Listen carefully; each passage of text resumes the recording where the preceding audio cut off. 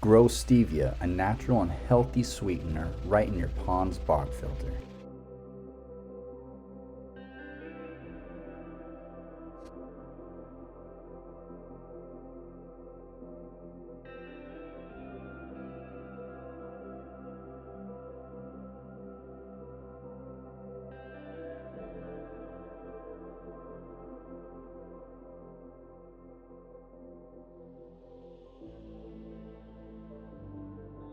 Stevia plant is doing really well.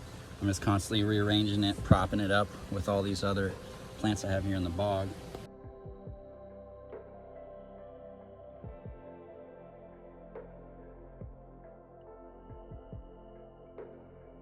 All right, so this Stevia, I just let it go to seed, so it's long and straggly, but it's definitely getting seeds. There's still little white cute flowers right now, so I'll let them dry.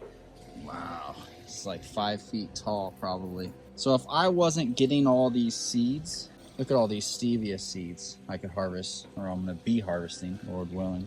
But I got all this. This is a Stevia plant right here.